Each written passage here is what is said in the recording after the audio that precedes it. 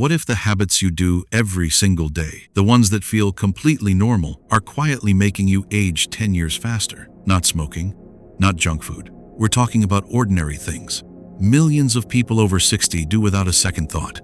And the science behind this is genuinely alarming. Welcome back to Still Young. After 60, the channel where we believe getting older doesn't mean slowing down. I'm so glad you're here today, because this video might be one of the most important ones you watch this year. We're breaking down 5 everyday habits that are speeding up the aging process after 60, and more importantly, exactly what you can do instead. Stay with me through all 5, because number 4 surprises almost everyone. Let's start with number 1, and this one hits close to home for a lot of us.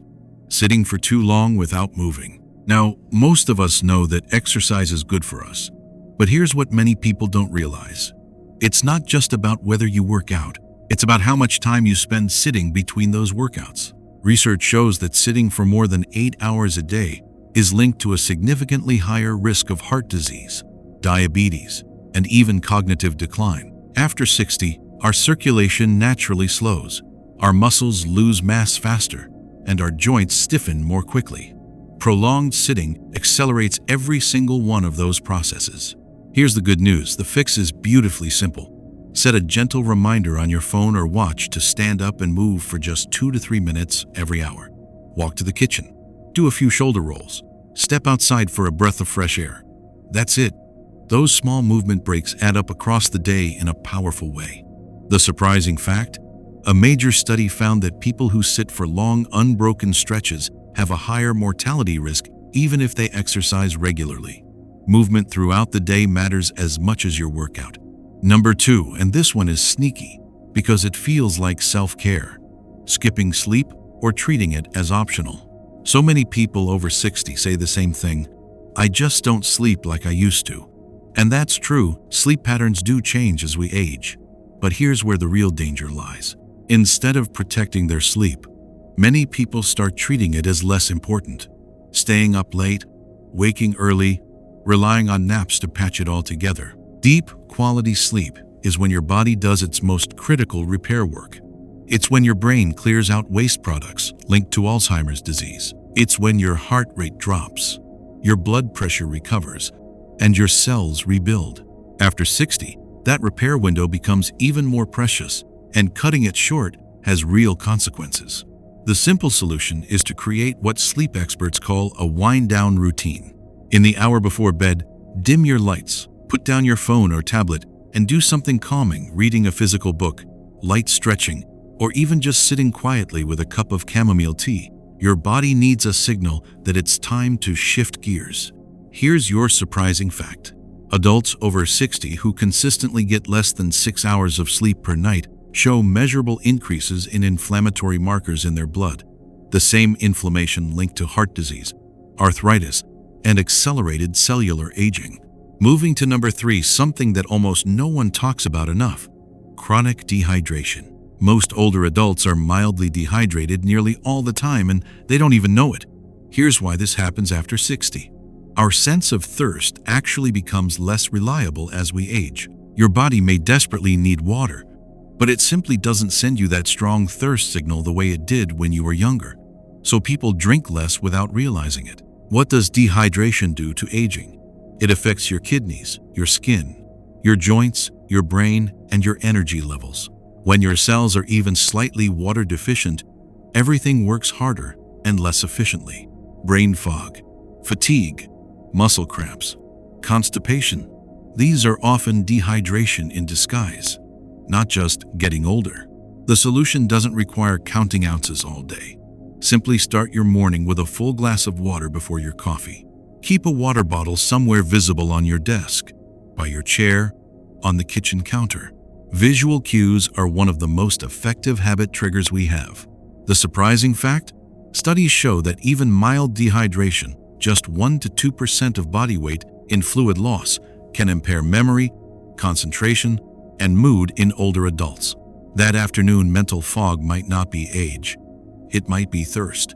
Now we've reached number 4, and this is the one that surprises people most: social withdrawal and spending too much time alone.